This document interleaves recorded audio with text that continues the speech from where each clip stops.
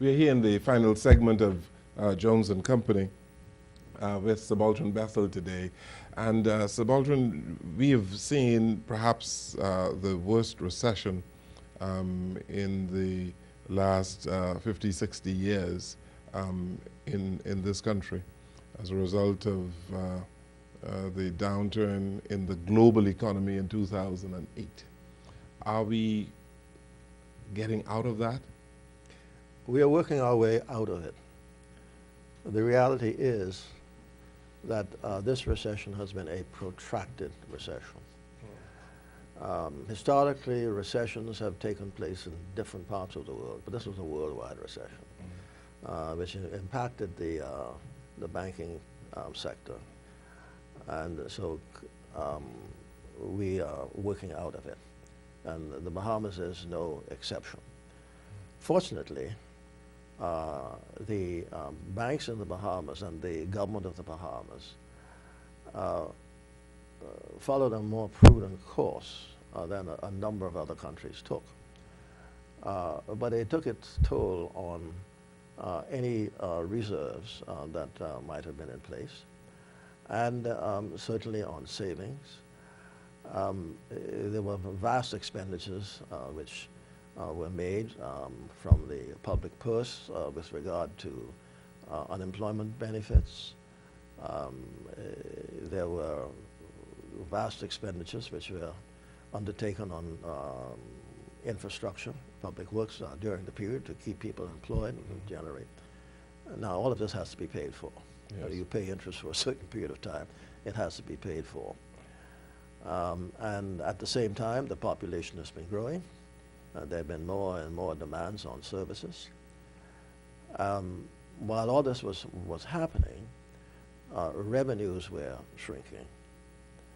So the only way out of it is to increase revenues and to increase both domestic and foreign direct investment. The three of them going simultaneously together. The fiscal readjustment should have started before the recession. The recession only made it, only aggravated it, and we're now only coming to grips with it. Hence that, hence the measures which were taken to regularize and to reform gaming. These are two measures which are going to impact both the inflows of revenues into the Treasury and also to create more jobs. The other, with regard to domestic and foreign direct investment, the tap has been turned on, and we would expect to see more inflows of investment, both domestic investment, foreign direct investment, over the next 2 years. A number of things have been in the works. They're now coming on stream. There's been quite a lot of heavy lifting. We have seen the largest employer in the Bahamas, Atlantis, next to the government, do a restructuring during this year, which was quite commendable. We worked very closely with them in the Office of the Prime Minister. They've completed that restructuring. They put in place certain strategies now, alliances with groups like Marriott. There are group businesses being turned on, and they're in great shape now with the occupancies. We turn to Bahama. This has been a massive undertaking where 4 different brands are being brought on stream at the same time. There has been some delay in the completion of the project, not unusual with a project of that magnitude. And so sometime during the course of next year, we'll begin to see the impact once Bahama comes on stream. And this has been pulled off at a time when this funding was secured during the recession. Yes. And you know, I hear a lot of noises to whether you're in bed with China. Yes. Well, the Bahamas is doing no more with China than the United States is doing. There are some who would suggest that the Bahama project is over-ambitious, given the circumstances that we find ourselves in? My concern would be this, that while we're doing Bahama, and I don't think Bahama is overly ambitious, we must not take our sight off the rest of the islands of the Bahamas. Bahama is going to be a feeder. It's going to bring people to the Bahamas, and it's going to be an opportunity for us to tell the story about the rest of the Bahamas and the attractions in the rest of the Bahamas. Bahama also affords the opportunity for us to reach into markets. We're going to bring in brands which have a client base which is broader and deeper than the client base of existing brands in the Bahamas. And so this is going to broaden the market. It's going to, of course, require a great deal more investment in transportation. But Bahama has to succeed in that we need the inventory in order to create more entrepreneurial opportunities. They're creating some wonderful opportunities in terms of for Bahamian art and young people who are just out of high school and out of college, where most of the jobs are now needed. So that's going to fill a niche. There is one expert who claims that you have on the eastern end Atlantis, in New Providence, on the western end you have Bahama. But in the middle, in the city, there needs to be some work in terms of what we ought to be doing with infrastructure, the attractions in the city. Our city is not in good shape, Mr. Baltron. That is so, and I'm happy that you've raised it. The government has not lost sight of it. Stakeholders in the government are in dialogue. Some existing stakeholders in the city, as well as others, are involved in dialogue. Planners are being brought together. The Prime Minister is going to be having a meeting with stakeholders in another fortnight. And during the course of next year, I think we're going to see some significant movement in this regard. And we're not only talking to interests who are resident in the area, but other interests within the Bahamas, as well as outside interests that would be prepared to come and to invest. So this, when I speak of both domestic and foreign direct investment, this is the prime area where we're going to see activity in the months ahead. So you're obviously seeking to attract Bahamian investors, yes, in the industry more than ever before. More than ever before. Okay. You have attractions like, for instance, the water tower that I am told the cruise ship industry has been very enthralled about, and other such our forts. These facilities, they require a whole lot of work, don't they? They require a whole lot of work, and we've got to add variety to the product. You got these hordes of cruise ship passengers who are coming in here. The Bahamas is the first and the last stop for most of them, and naturally, because of our proximity, you find that you have cruise passengers who've been to the Bahamas 10, 12 times.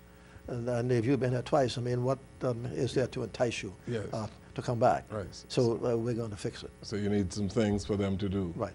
Yes. And this is where the Bahamian entrepreneur. Yes. I am told a broad walk is in the offing, the or boardwalk, is being... yes, the boardwalk is in the offing, and in fact, it's in its embryonic stage. The Seminets have started their development on the Seminit property on East Bay Street. They've made provision for the boardwalk there.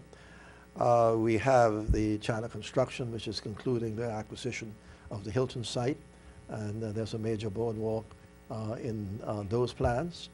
And then in between, so that there will be a boardwalk all the way down to the bridge, and coming all the way down to the Western Esplanade. Now this will not all happen in a year. Some of these things are going to happen fairly quickly. Others of it is going to be ongoing. But at least we will have started, we'll be working to a plan which will be ongoing, and we wouldn't find ourselves in the situation that we're in today, where there are opportunities which we cannot maximize because there has been no plan. So, Baltron, one of the most expensive pieces of real estate in New Providence is really Arawaki. Yes. Did we squander that? I think it's not too late. It's not too late with regard to Arawaki. We have planners who are now looking at it, and what we will have to do is to ensure that people who are there will have that their opportunities will not be taken away, but it needs to be expanded. Let's look at the realities of the 21st century for the Bahamas. What do you see in store, given all that you know as a senior policy advisor to the government, and given what we have now? Are we going to be meeting the challenges of tourism in the 21st century in the short term? I'm confident that in the medium term that we will. It's important for us in the Bahamas, and I say this to my colleagues in both the public and the private sectors. If we do the same things that we've always done, we will get the same result. And one thing that God has spared me from over the years is not harping back to the past, but looking forward. And being relevant to the times, and new ideas, and to inculcate those new ideas into what has worked for us, and to continue to expand so that our future generations will have inherited the best of what we could have provided for them. Let me ask you some things on a personal note, Sir Baltron, because you've been involved in, you were a permanent secretary of the ministry before becoming the Director General, I think, in the 70s. What has this meant for you? The time that you've spent in the industry, what has it done for you? The time that I've spent in the industry, it has opened my vistas. We have dedicated, competent civil servants. But the time which I also spent in the private sector and in the industry certainly broadened my vistas so that I'm able to think out of the box when it's necessary. But also to do so in a disciplined fashion. And it has created in me the innate ability to listen to others and to see what others are saying and doing, and taking the best of what you see and hear, and trying to implement it. You've been a leader in Caribbean tourism. I believe that you were Man of the Year in tourism in the Caribbean, and you were honored by ASTA and other tourism organizations in the world. And as we conclude, you would say that the Bahamas has made its mark in world tourism? Oh yes, indeed, very much. An example of this was a year ago, no, earlier this year. I was with the Prime Minister and the Minister of Tourism in New York, when the tourism leaders from all over the Caribbean and the Americas were gathered together. The Prime Minister was addressing them. And the Commissioner for Tourism for the state of New York, who provided a response and made a presentation on behalf of the mayor to New York. And he got to make the presentation. He indicated he was delighted to see me there, and that I had given him a job, and I was chairman of the Caribbean Tourism Organization in Barbados, and conference in it. And of course, today he's Commissioner for Tourism in the state of New York. So there's these sorts of things which you can look to, not only locally but internationally, in terms of what one has been able to do in seizing the opportunities of well, serving. Yes. Well, you've certainly made your mark, Sir Baltron, and you have some more time left to do some better things for the Bahamas, I'm sure. Well, I look forward to things which I will continue to do for the Bahamas. I continue to serve, of course, in education as chairman of the Council of the Bahamas Baptist Community College, and in the church as an assistant superintendent at large for the Bahamas Baptist Union. So there's never a dull moment in terms of what I do in terms of my work in the government and with the private sector and for the greater good of the Bahamas. Obviously, you are energized by all of these things that you do. Well, thank you. You've not missed a beat. Yeah, well, I've been very fortunate in that I've had a good family support mechanism. You know, I've had a wife who's been very tolerant of all of these things in which I've been engaged, and that has helped a great deal. And it's been an opportunity to work with people, particularly young people. I enjoy working with them, and I think we've got a good future as we continue to work together. Thank you so very much, sir, for all the work that you've done, and thank you for being here today. Thank you, sir. Thank you. And thank you, too. Thank you for watching and listening to our program today. Good evening, everyone.